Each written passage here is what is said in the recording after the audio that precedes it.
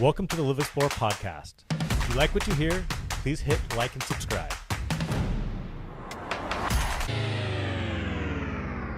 Welcome, everyone. I'm Sean Payne, owner and founder of LivXplore Real Estate and Lifestyle. Today I have with me Isaiah Chass, our founding agent. Isaiah, thanks for joining us. You bet. I also have a special guest, Ramon Meraz. Is that correct? That's fine. Okay, that's about as close as I'm going to get. I'm sorry. Can you say your name? Meraz. Meraz. Okay. Spanish. Yes. I have a problem with pronunciation in Spanish. My high school Spanish teachers will tell you such. But anyway, Ramon is with Generation Housing. Yes. So really a special guest to have on today. And part of the reason is that you guys, well, tell us a little bit, how did Generation Housing start? So even before the fires, even before the pandemic, we already were in trouble when it comes to housing. And this is not just here in Sonoma County, but all over the United States, and I will say even the world. Right. So people got together, some of the stakeholders, business owners, people in education, people in government, they said, we need to do something about it. What is the reason that we don't have enough housing? So they hired a company to go and figure out. And after some studies and surveys, etc., they figure out the reason we don't have enough housing is not because we don't have enough land. We have land. Right. And it's not because we don't have enough money. We have money, just, The reason is because of the public will, which in turn drives the political will. Mm-hmm. Every time that something comes to the table and it's time to make a decision about making or building homes, apartments, etc., somebody says no. And that is so easy to kill a project. Right. But we needed another voice, somebody, the people coming together to tell the politicians, go ahead and approve it. Go ahead and make that decision because that's what we want. Mm-hmm. So what we do is that we try to get that sentiment, that sense of urgency, and try to convince people to become pro-housing and to raise their voice and say, let's build. Right. And that's how we got started. So what year, when did that start? So this probably happened about 3 years ago. Really? And okay. I wasn't here. Uh-huh. I was in Hawaii. Uh-huh. But there was different people that got together and they were invited to be part of the incubation, team, etc. And then about 2 years, actually that was 4 years ago. So 3 years ago, then Jen Close, which is our director, our leader, then she started putting together the team. And the first team is very different than the team that we have now. But we had some amazing people so that got things started. And again, this was a company that was going to change what it is, basically the minds and the hearts of the people of our county. Mm-hmm. So that's what we're supposed to be. Right. No, very, very cool and very well needed. And I didn't realize that you guys have only been around for that short period of time because the headway that you guys have made is kind of incredible that way. And you are looked to now. I would say that people reference you, your reports, your studies, in so many of the government meetings, local municipality meetings we've been into. Generation Housing, Generation H is brought up in your studies that way. So you're definitely respected. And that's kind of how I would say that this came about was, Generation Housing. We kept hearing your name, and I was like, what is this? And then we realized that we knew some mutual people that way, and that's how this came about. But no, it's really important that an organization like this exists because you haven't gotten that balanced both sides of the argument, in my opinion, up until this point that way. And that's one of the reasons why we're so lacking in housing. Really quick, I hear Generation Housing and Generation H. Can you explain the difference a little bit between those? Thank you, absolutely. So, yes, we say Gen H, we say generational housing. Sometimes you meld the two. The reason that we use, let's say, the two channels, we use generational housing when we are trying to talk to politicians, mm-hmm. to people that work for the government, the city council, planning commission, and this is a little bit more of a more wonky, more technical type of language. Mm-hmm.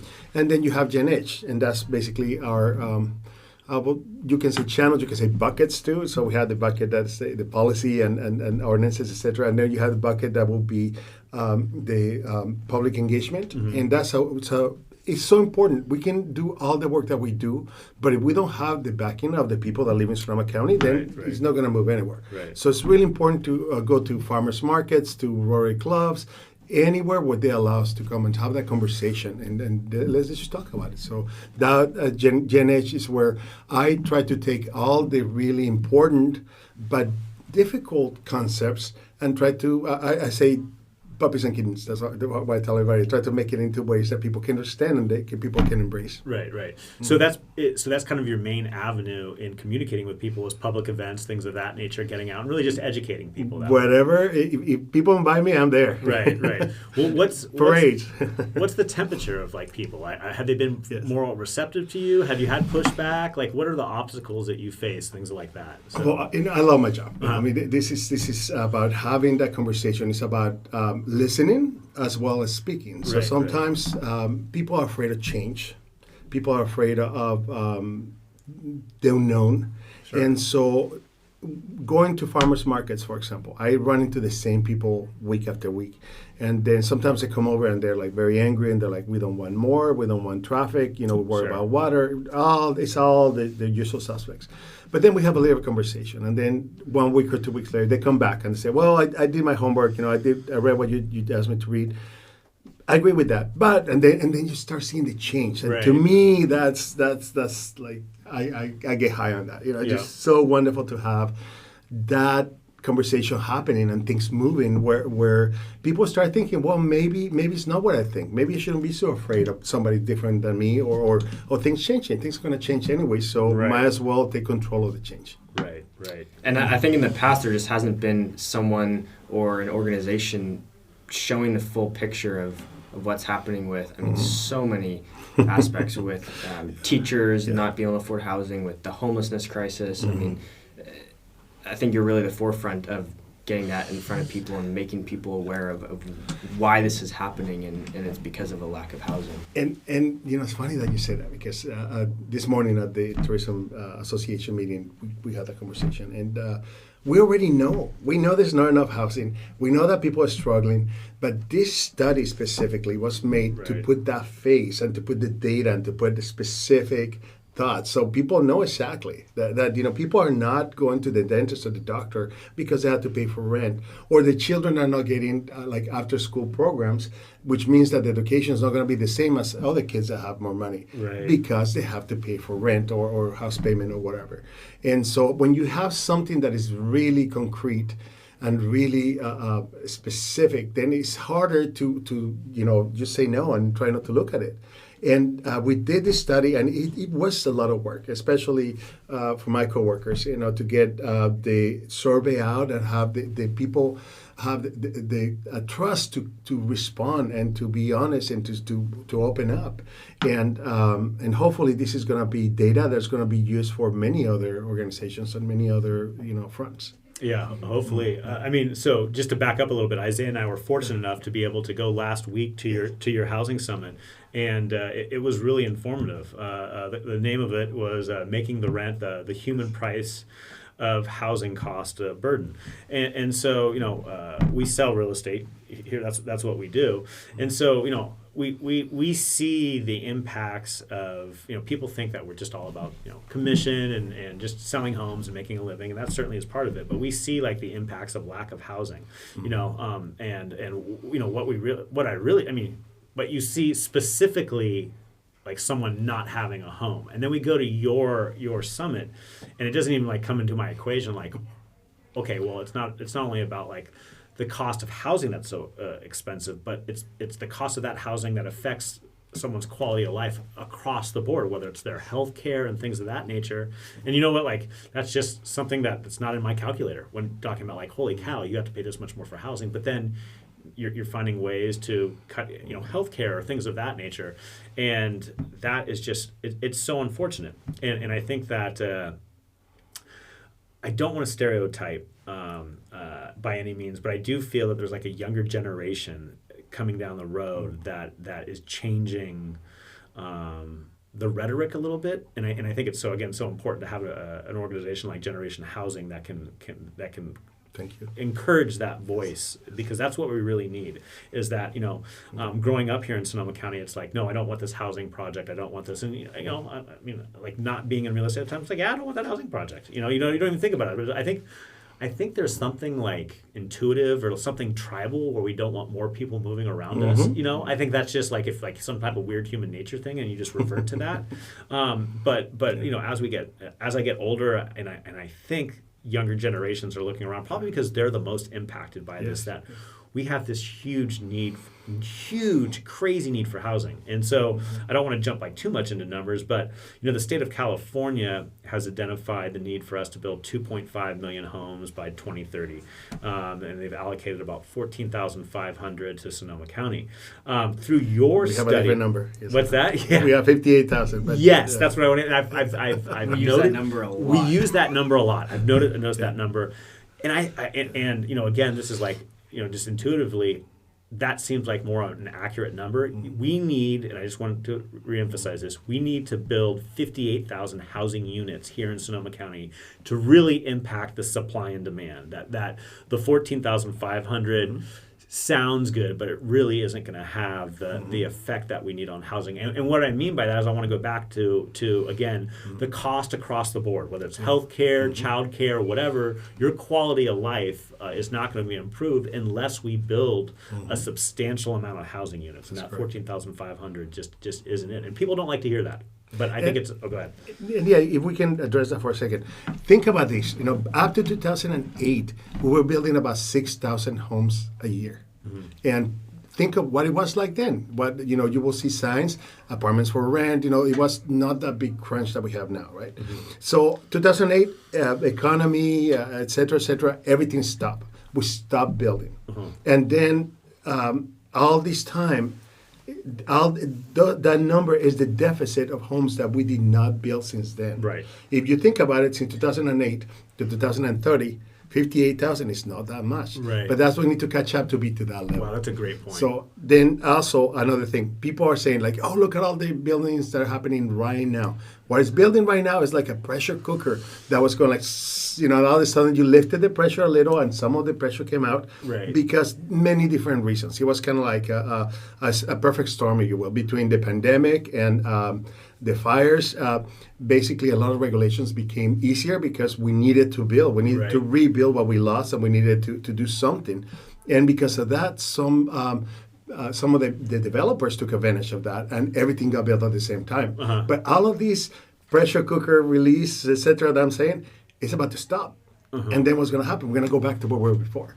So even though we're saying there's a lot of building right now, and that's a good thing, etc., it's just a moment in time. Let's get into that. That's really interesting. So you don't think that this rate will continue from this point on? You think that'll slow down? Many of the things, because a lot of the credits that we were getting, they stopped. They were specifically designed because of the pandemic and specifically designed because of the fires. So it's a perfect storm where you have all these different. When you say credits, which credits were those? Well, there's, again, which Carl was here because he's the policy director. Okay. Right? Sure, I don't want to get so no, absolutely. But all the different mechanisms that are being used right now, some of them were there before, but some of them were temporary. Some of them were just this is to complete projects. Exactly. Okay. So, and again, you have the cost of the buildings, the cost of the land, you have the materials, you have the labor, you have, and when you put it all together, then that's what the cost of building is. And some of these things at the same time kind of crunch that down, that price into something more manageable, and that's what things got built. Right. But some of them had a time limit, and I'm sorry that I don't have the specifics. No, that's fine. But I can get that. You leave it for homework, and I'm sure it's all on our website as well. But some of these were specific rules, lessening regulations, lowering of the fees. Right. Which is another. I mean, we can just talk about that. another time. But it's really difficult in Sonoma County to build. Right. No. The reason why I wanted you to say that and bring that up is because it is very difficult to build here, and there's a misconception that developers are, have huge profit margins, right? And as soon as someone says developer construction, like they kind of put up a wall and they're like, oh no, these people are making millions and millions of dollars coming from out of the area. Yeah, out of the area. I think it's really important to note that without these incentives, like often you look, and I'm just going to use like a single family resident housing project because that's what I'm familiar with. Yeah. But a lot of times that you look at the profit margins, they don't exist unless there are some incentives, for that builder to build. And also, when you reduce the regulations for that time period and streamline that process, that greatly reduces their costs because all the holding costs. And people don't realize that, like, that's what really, for a developer, they don't have, most of them, almost all of them, are taking loans out to cover all these costs. So when you the more regulations, the longer it takes that project to go through, the more expensive it is just because of their holding costs, and those projects often die that way. So I just think it's really important that people know that it's not like these developers are killing it, making an arm and a leg. Often they need these incentives, they need a tax break, they need something like that to make this project work, that way. So I think that's really important. It's really interesting that you bring that up. And if I can add to what you're just saying, there's one more layer. Affordable housing, like we say, affordable housing is more expensive to build because there's more regulations. Right. People don't realize that. Yeah. And often in order to build that affordable housing, you have to have a luxury or higher end component to subsidize. I just got into a kind of a Facebook argument this weekend with someone saying, well, we should just build affordable housing. I'm like, you can't. You have to build the more expensive housing to subsidize the cost of the affordable housing. Otherwise, it just doesn't happen. And even, let's say that we had the government say, okay, government is going to get back into building homes. They don't have enough. It's not enough. Right. It has to be private and government enterprise. It has to be That's the only way that we can. Exactly. Yeah, because I hear people say, well, let's just use government subsidized housing and lean to the government. I'm like, it's not going to happen. It's not going to happen. Not in a feasible time. We really need to bring in the private side and give them incentives to build that way. So, on that note, what do you see? Like, tell me, in your eyes, what are like feasible housing projects that will solve this? So, well, we need to think out of the box for sure. Right. So, and we also need, like you were talking about, the younger generations being more open-minded. We have done a few changes in California, so we can, have more than just single-family home areas where you can have ADUs, or you can have, here and there maybe middle housing, the missing middle housing that we need. Those are the things that we need people to be open to. People sometimes they're afraid to have lower income people live in their own neighborhood. But those are the neighborhoods that are interesting. We have something that is mixed, and you have an enclave that's really nice. But then people don't have to drive so far to wherever they work, or even they work at the homes even. Then that makes it for some neighborhoods that have more character and more and less cars and more walkability and more safe even. So that's really something that I hope people start to realize and start to be open to those ideas. And also, the thing about, we're talking about ADUs. ADUs, we're not using the new laws. There's a new law that I'm sure you're familiar, that allows for a $40,000 credit to build if you have the space in the back of your property. And that's a great idea for people. Do you know what I'm talking about? No, we don't know what you're talking about. SB9, absolutely. So we'll get to that. In regards to SB9, we're familiar with SB9 and SB10. Yeah. But no, not the $40,000 credit. Yes. And so is that in California or in California? It's only in the state. And so exactly, people are not taking advantage because they don't know about it. And there's companies like Napa Sonoma ADU where they can hold you by the hand the whole way. We're familiar we're familiar with them. And then what happens is this was designed or was made because, it's hard. We don't have land. Well, maybe some of these neighborhoods have density, land. Yeah, exactly. But also some of these people who are aging into their homes, how are you going to age into your home if you cannot afford to move out? and which is what's happening.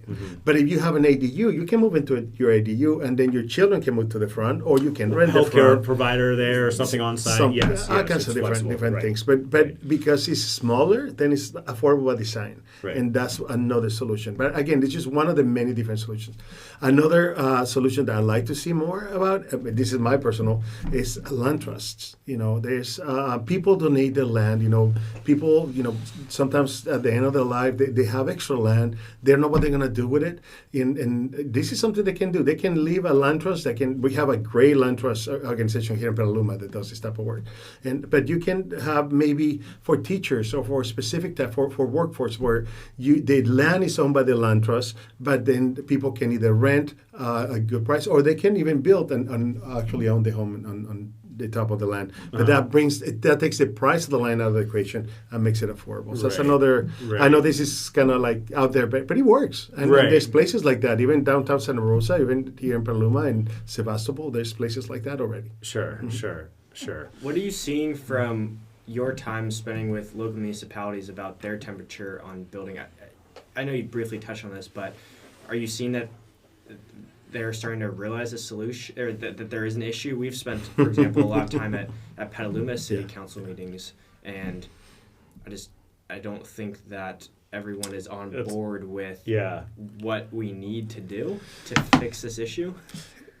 I mean, our consensus has been, what we've heard, I would say, is that, there's 14,500 homes that need to be built in Sonoma County. How can we build as few homes as possible but still stay in the good graces of the state is kind of what I hear from local governments. Okay. So the 58,000 is definitely an upward battle that way, So let's see, how can I you don't want to, without getting into no, absolutely. Yeah. It is complicated. And again, this is where the public will comes. Sure. Yep. So I used to work for the county. I work at the department, the permit department. So I've seen it from that side. Right. And it is difficult. It is a lot of work. And we do have so many regulations that have to happen. And all these civil servants that have to do all their work, they have to meet certain criteria. They have to respond not just to the elected officials, but the people that actually work in the departments. And so that makes it very not as easy as you would think to move and things. But when you have the public will to say this is what we want, and then that's going to move all these other mechanisms that again all these civil servants are working with, that makes it easier for them, because then they're able to change different things and to move and to even they when they start when you have somebody that starts working in the government and planning, they come in with very bright eyes, and they have all these ideas. But when they come in and then they see the reality of what we have built and we have done in the system, which includes fees and regulations, and we have CEQA that it was a good thing, but now it's being used for against building, etc. Then that's when you have to cross out your T's and dot out your I's, etc. And then somebody comes and say, "Oh, we have to change the game." I don't know if I'm. It's very simple. I'm simplifying big time. It's not like that. We get it. But it is in order for to have the people who do the civil service do a change, we need to make it safe for them, and also ensure that that's what the public wants, and that's what the whole community wants. Right. Yeah, no, that makes total sense that way. Yeah, no, I mean, I think, like you said, it's just getting out there and educating and trying to change the tune that way. But I think it's important to note that $58,000 number, getting back to that, that's a real number. That's not like just something you've pulled out of the air. That's an actual in-depth study that you've put together that way. So that's like a... Jesus did that. Yeah, that used to be... Yes. Yeah. So I think when people hear that, sometimes they just think that especially when I'm saying it, they're like, just someone in real estate saying that because he wants to sell the homes. No, that's really a number that way, and people's lives are being affected that way. So what's what's next for Generation Housing? What do you guys have planned in the future in terms of education and things like that? Sure. So the event that you went to was only one half. Right. So the second half is going to happen on May 4th, and that's going to be more solutions. We're going to be talking about, where there's so many things that we cannot do. We cannot influence the price of wood and cement and glass. We cannot, work on the labor and get free labor. So that's not an option. So what we can do is change some of those fees, change some of those ordinances to make it easier, faster, cheaper in that sense to deal with the government. And so those are some of the propositions that we have. Right. But again, we're talking about cooperation. We're talking about changing some of the zonings, changing and also transportation. People, transportation and housing, they go hand in hand. Right. Especially when you think about global warming, climate change, we need to have less cars, we need to have less, et cetera. So if we have more walkable communities where people can walk to work or maybe take public transportation, that's a huge thing. Yes. If you don't need as much parking, the prices housing just drops. Yeah, no, that's a good point. Here in Petaluma, I believe, specifically in Petaluma, and we're on the low end, for every home that's built, we allocate enough land for 3 parking spaces. If you don't think that's increasing the cost of housing, you're crazy. Huge. And there's some communities, I don't know in California, but it's like 8 to 10 parking spots per housing unit in community. So we're actually doing good with, I think, 3 that way. That just shows you that, like, if you're allocating that much more for parking, you're going to drive up the cost of housing that way. And builders are actually looking at the possibility of building developments with single-car garages and utilizing public transportation and walkability, bikeability, because it does make it a lot more affordable for them to build the project. And I think it's a big point to look at the idea of being able to look at alternative forms of transportation. Yes, e-bikes, bicycles, things of that nature. Yeah. And again, this is not something that we want to impose on people. We want to invite some of the people that want to do it. They want to walk instead of drive. Hey, here, let's build something for the people that want to do that. Right. And people have, open mind that they want to, maybe do more exercise or, live a healthy, you can, have more affordable housing and live a healthier lifestyle. I mean, again, like that all kind of goes together that way, you brought up like a sore spot with me, with parking, but I just want to bring this up in the podcast because people don't realize this, that there was never like any like study or quantified of like we kind of created like the 2-car garage and the need for parking out of nowhere. So, and then it just became tradition, and that's why developments do it at this point. So it's not like this was actually established, like you need this parking for this. It was just something that traditionally was done, and now it continues through. So again, there's kind of no rhyme or reason for this. So it's time to rethink it. Exactly. Yeah. If we want a better future. Right. So you have the second part of the summit coming up on May 4th? That is correct. Yes. I'm very excited for that. Yeah. That's going to be Luther Burbank Center of the Arts, 1 to 5. Okay. At the last event, we had 200 people or so. Right. This one, we're going to have at least 300 people. We're still trying to figure out because we want to do some activities and then people talk to each other. So if we can do something different configuration, we will. But that will be our annual event. We're hoping that we can do this. You do that every year. Or with something similar. It might not be exactly the same. Right. But some kind of stair houses so we can keep on the pulse and we can say, this is what we're doing, this is what we did, this is what we promised that we were going to do and we didn't do, whatever. Right. So, I mean, at the summit last week, there was a couple elected officials there. Yes.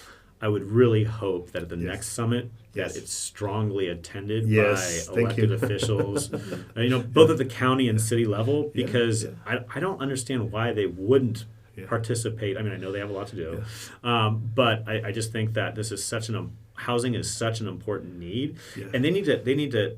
I don't think when I go to city council meetings and I say, and point blank, you can pull up the video when you hear people say, well, how many units do we have to build to stay in the good faith of the state? But we don't want to meet that we don't want to build that many, but we just want to build enough to stay in the good. I think they really need to hear this conversation. It's unfortunate they weren't at the last summit, so they could just hear the impacts from local educators and people and just how their lives are affected by lack of housing. There was a really great panelist that was talking about, I'm going to butcher the entire story, you'd say it much better, but how because of how her single mother's income was 75% of it was used for housing, how she ended up having to take care of her siblings, and then she would get in trouble at school, and it was just a revolving issue. Oh, yes, absolutely. And again, this is part of the farm workers, the hotel workers. That's their story, where the parents have to work 2 jobs sometimes, and then the children have to absorb or have to take the role of a parent while the parents are working in order to keep the family together. That's happening more than people know. And that goes hand in hand with overcrowding and substandard living and living in places that have maybe hazardous, conditions around them. So. Right. Yeah. Well, I hope that you would have good support from our politicians, so they understand that this 14,000 or 15,000 number isn't sufficient. That really it's like 4 times that amount that way, and just how important it is. Is there anything else that you'd like to talk about generation housing, or anything that you want to get out to people that way? It's just have people join. Right now we might even drop the fee, but it's $5 a year to become a member, and we have parties. We call them parties, but we have get-togethers every month, and I think the next one is supposed to be the 20th of this month, and we go in different places, different parts of the county, and have that conversation. If there's something that you're concerned about, your neighborhood, you can come over and talk about it, and we can discuss and find solutions. And so again, it's about getting together and sharing our values and our thoughts, so we can come up with a better tomorrow and a better response to what we're doing right now.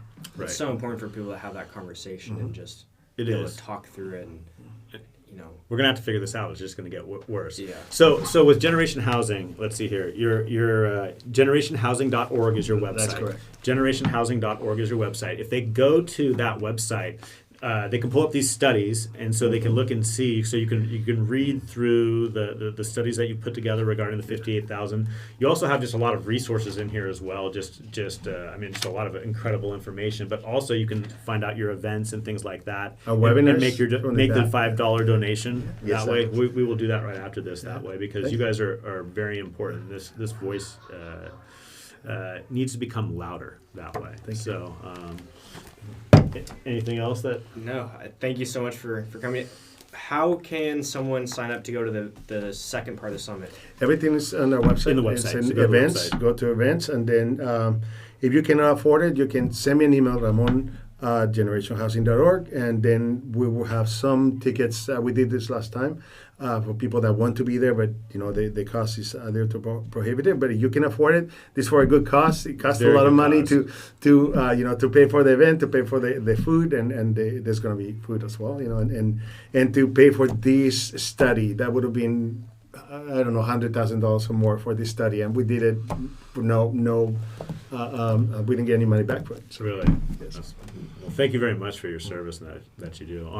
And Ramon, thank you very much for joining us today. Thank you for having us. On that note, we're going to wrap this up. If you enjoyed this podcast, please hit like and subscribe so you can see future episodes. Isaiah, thank you very much for joining us. And I'm Sean Payne, and we'll see you next time. See you guys. See ya. Welcome to the LivXplore Podcast. If you like what you hear, please hit like and subscribe.